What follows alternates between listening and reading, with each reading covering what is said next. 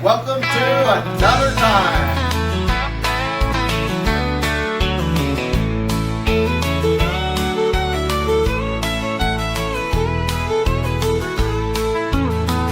We had a dream many years ago to live life away from it all, to have some sheep, maybe a cow or two, with cats and dogs and goats and an occasional moon. So what's been the biggest obstacles other than the garage door in here? The biggest obstacle in this whole entire garage is, it seemed to me like when we're cleaning this garage out, every so often we're seeing a brown recluse. I started counting them, and after counting them, I'm getting about 8 a day. And that's a lot. That's a lot of brown recluses in this area. That means that for every one that I see, there could be 10 more or 100 more. Do the math on that.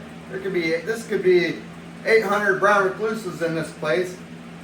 And I'm noticing, I've only seen one daddy longleg, one jumping spider in that corner over there, and every now and then the outside flies and bees and stuff that fly in, but those don't bother me.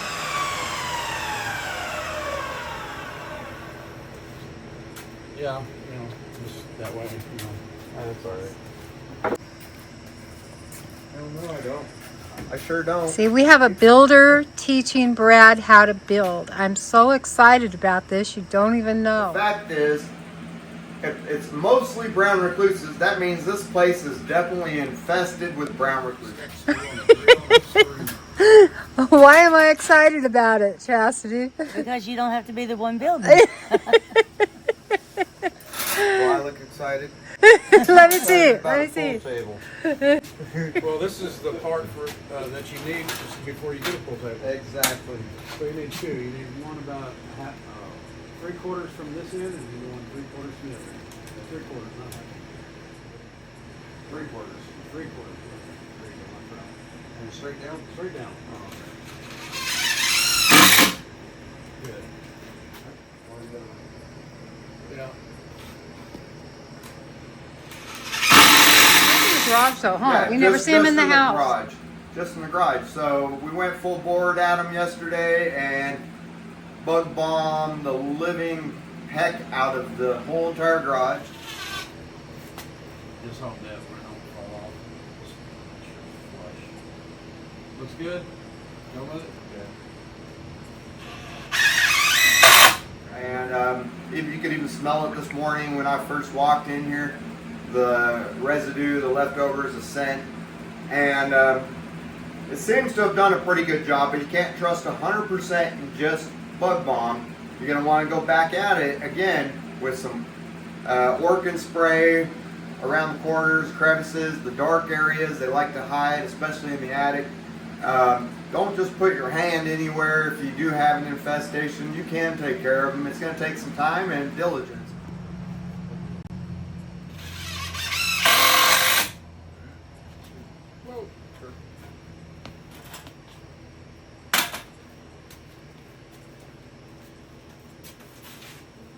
And don't stop until they're gone. I promise you I won't. Yeah, we're off about a little bit. How much? Not much. But I could tell you why it's off though. But we got enough gap in there for shins. Another way to do it is sticky traps. Put them everywhere. If you have cats running around in your garage, obviously put those sticky traps in places where the cats aren't going to get stuck to the wall or get it stuck on their feet. Make certain you're real consistent and legitimate, and everything else about it. You know exactly what I'm talking about.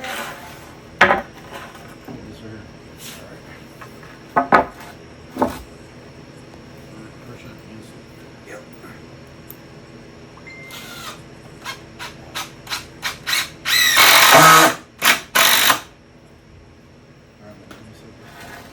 That looks good. Yes. Put it up again.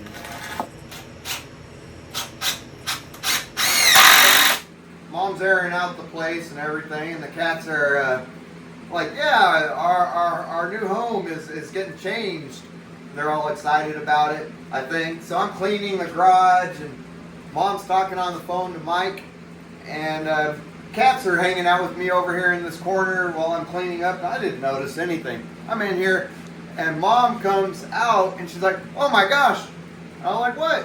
And she's like, "A snake." And it was a decent sized little snake. Sitting right over there in that corner. The cat's Not already- sitting, it was coiled and trying to go after the cat. Yeah, the cat's already mangled it up a little bit.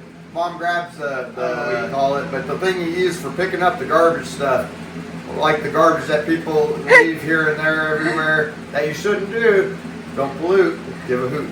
And she grabbed a snake, and then she gave it to me, and then I go throw it over the fence by the car, kind of, sort of. And Chastity's like, well, why did you throw it over there? It wasn't a dangerous snake. It Yeah. wasn't venomous, but I'll put a picture in here so you can see it. Well, it's John and Brad all day long.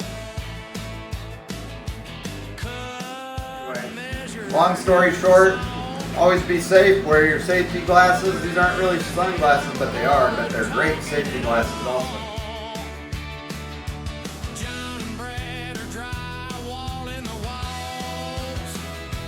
They go 4x8 by 1 5/8, 2x4 by 8, 5-gallon bucket, 6-foot level, red line mud and tape, and they go 4x8 by 1 5/8, 2x4 by 8. And just beware of your surroundings at all times. And, I mean, one brown recluse bite or a snake bite, your project that you think you're going to have done in a week might take you months after that. Yeah, really. Really.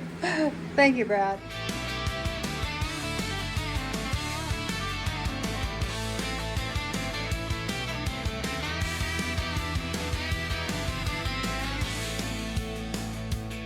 They say the summers are long, the winters are cold, and the houses go up and they fall down. Oh, but no matter. How cool is that? That's pretty awesome. You can have drywall. That's real awesome. Yeah. And here's the hero. She has been cleaning through all of the stuff.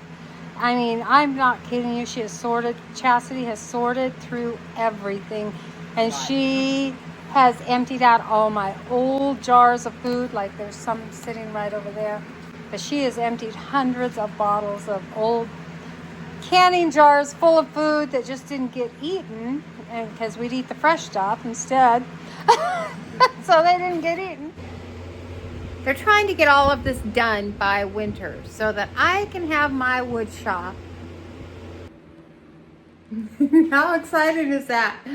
Yeah, I'm pretty excited about this because they're going to do the same in my wood shop. So all that work that I did in my wood shop, it's going to come down, and they're going to put drywall and insulation up, and then put my benches and my cabinets up, and I'm so excited about it.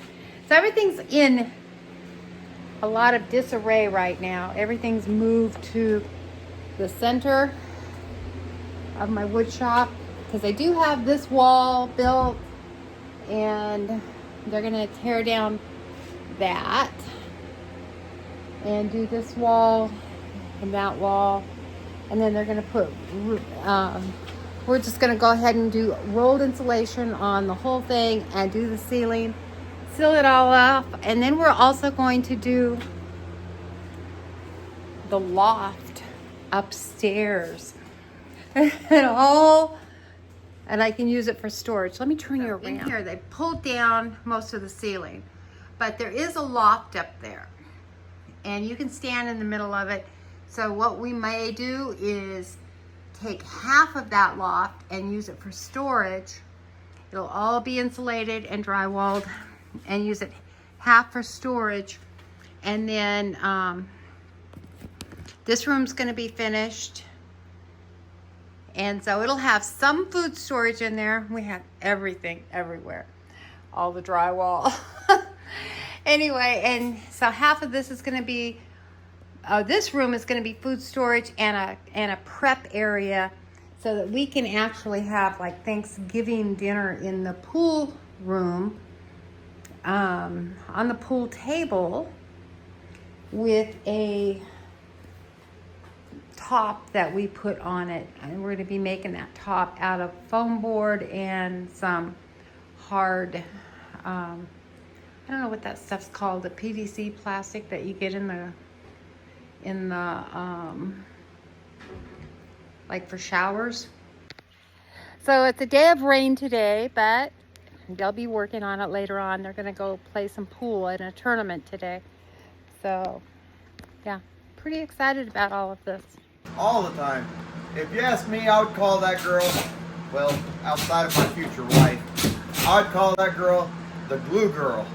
Somebody's got to keep everything running. She's the glue that keeps it all together. Oh, that's Somebody's sweet, bro. got to grease the wheel, keep the track going.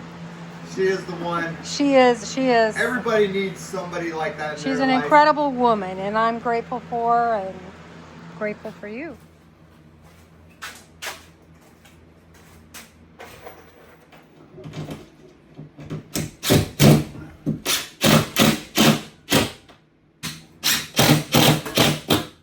So they've gotten all the walls all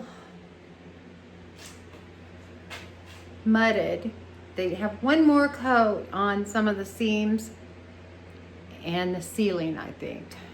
Okay, so we have a lot of the drywall mud done and taping. There's still some to do, but